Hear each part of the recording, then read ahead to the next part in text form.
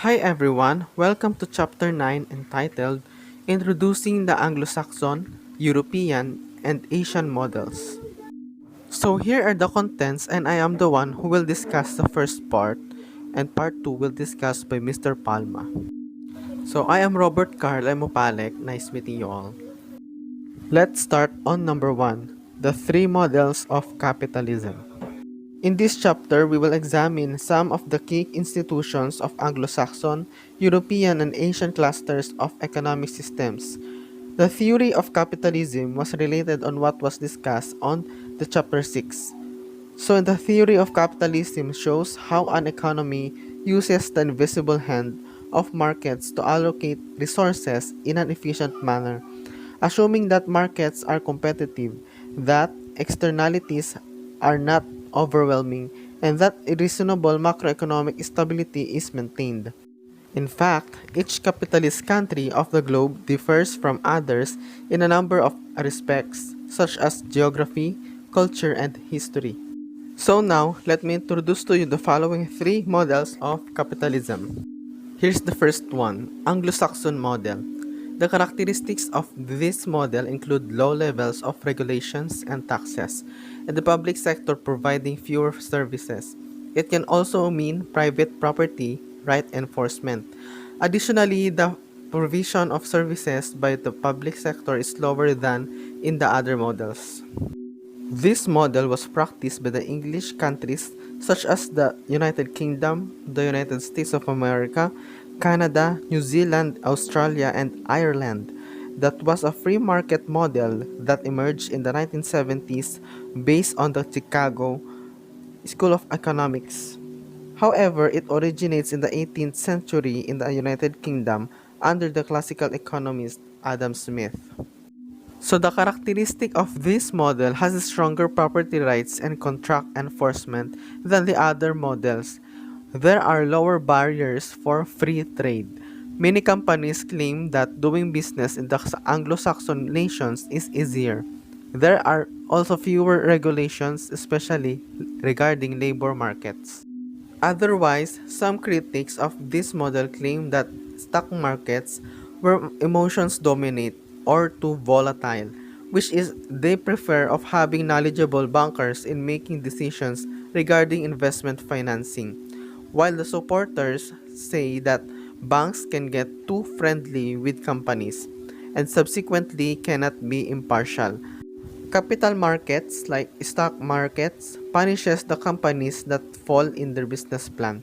Moreover, this model uses common law, which operates with lay judges, juries, broader legal principles, oral arguments, and precedents, and contends that government intervention in the economy should be limited.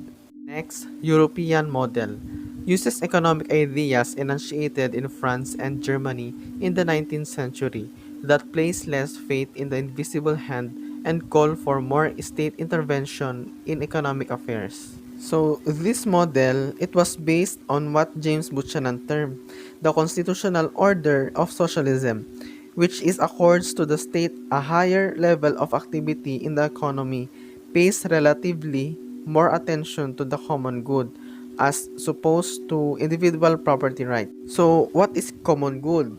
It refers to either what is shared and beneficial for all or most members of a given community, or alternatively, what is achieved by citizenship, collective action, and active participation. It means it is an effective system of public safety and security, peace among the nations of the world. So, in line with this, in the northern part of Europe, most countries used mixed economy models called Rhine capitalism. Rhine capitalism is a term used especially for the macroeconomics of Germany, France, Belgium, and the Netherlands. This was developed as the feasible alternative between non-interventionalist capitalism and command-style economics. The roots of the social market economy were planned during the 19th century when Germans witnessed the inequality during Industrial Revolution.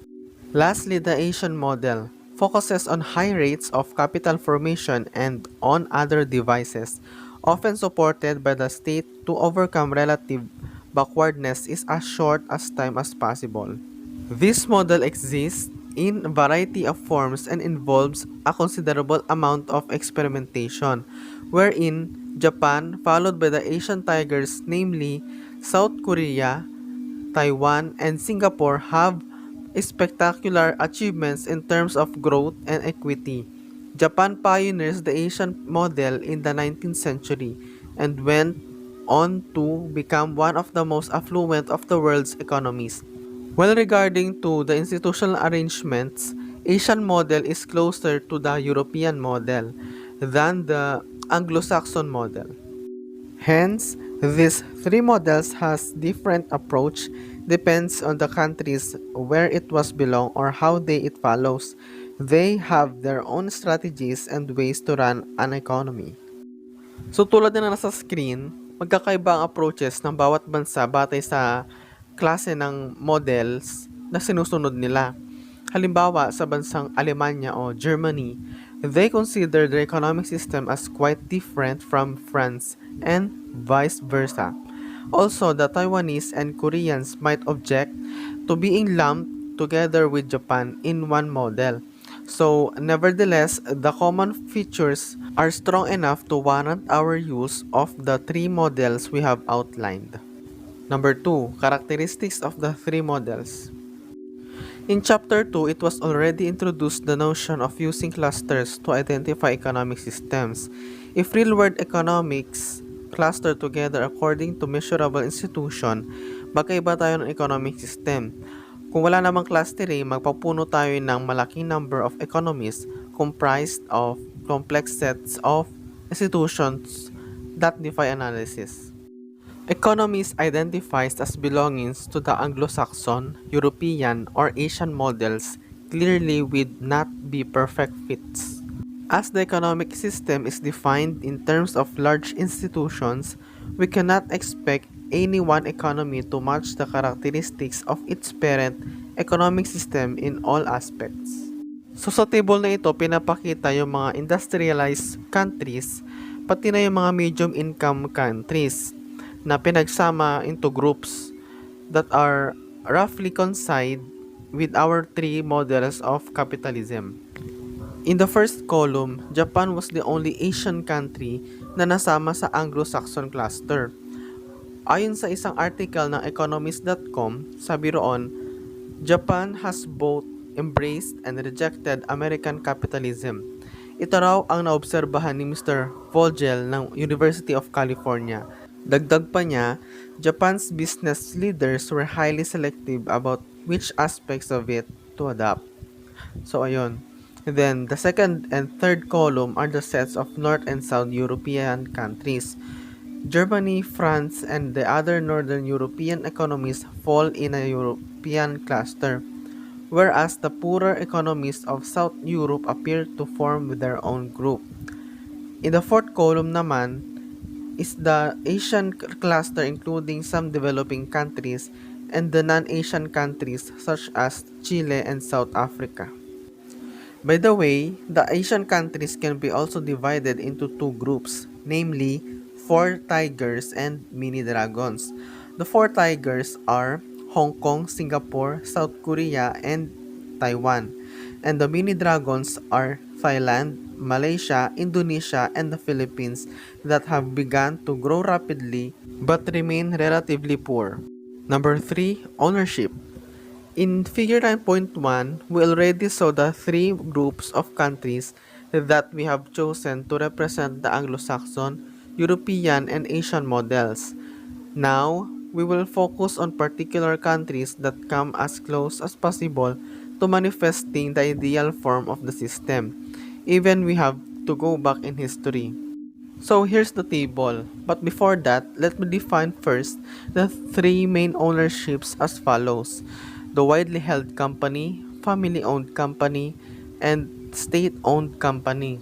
The widely held company with the dark gray color are the large number of owners or shareholders, And also, it is a company in which the public are substantially interested. Second, the family-owned company with the medium gray color. It is a business which two or more of the family members are involved and the majority of ownership or control lies within a family. Family-owned businesses may be the oldest form of business organization. Then last is the state-owned company with the light gray color. It was owned by the state which must organize the management team for the company. And also, it is recognized by the borrower's national law as an enterprise in which the state or government exercises direct or indirect ownership or control. So here in figure 9.1a, along the Anglo-Saxon cluster, New Zealand and Canada has almost the same percentage of share in the family-owned companies. Australia has the lowest percentage of both family-owned and state-owned companies, while the United Kingdom has the highest percentage in widely held among the other countries.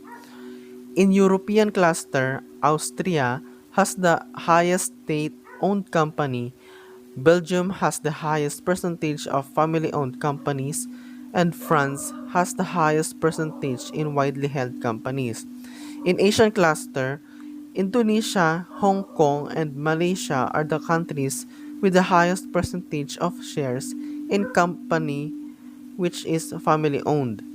Singapore is the highest percentage for state-owned companies and Japan is the highest for the widely held companies. Well, on this table, it focuses on large publicly traded companies. So here, this table focuses on medium-sized companies. As you can see, there was an adjustment among the countries. So again, in the Anglo-Saxon cluster, the US has the highest share for the widely held companies, Australia for family-owned companies, and New Zealand for state-owned companies. In European cluster, Austria has the highest share for state-owned companies, Denmark for widely held companies, and Sweden for family-owned companies. Lastly, in the Asian cluster, Singapore has the highest share for widely held companies, Hong Kong for family-owned, and Indonesia for state-owned companies. When a company is widely held, there will not be a control owner among the shareholders. From this statement itself, widely held, it means they are at least 100 individuals who are invested in the fund, or it focuses on the number of individuals, not the number of investors. So, hindi kikita ang isang kumpanya kung walang investors and sila rin yung magdadala para kumita ang isang company.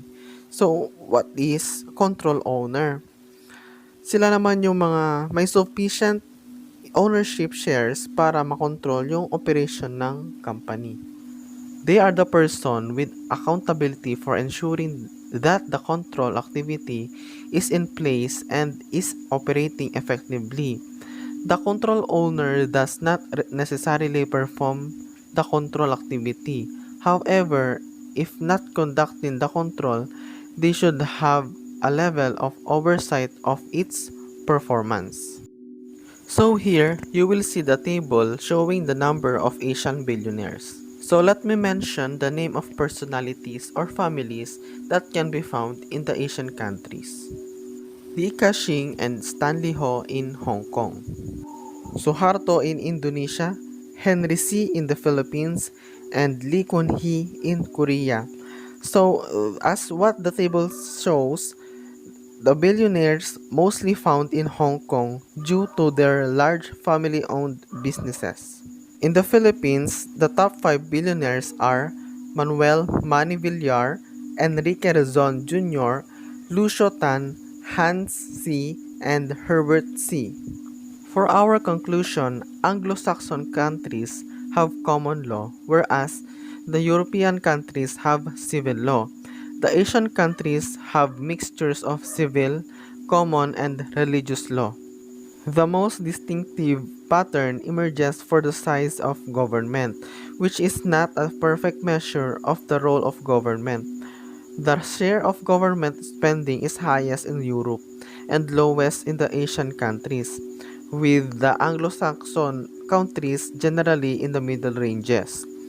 If we look at only three sub-indexes, business freedom, trade freedom, and freedom of corruption, the major differences are the greater degree of corruption in the middle income and poorer Asian countries. It appears that all countries pursue about the same degree of trade freedom. It is an expected result. In today's global economy, countries must be open to trade or else they lose out. So that's all, and thank you for listening.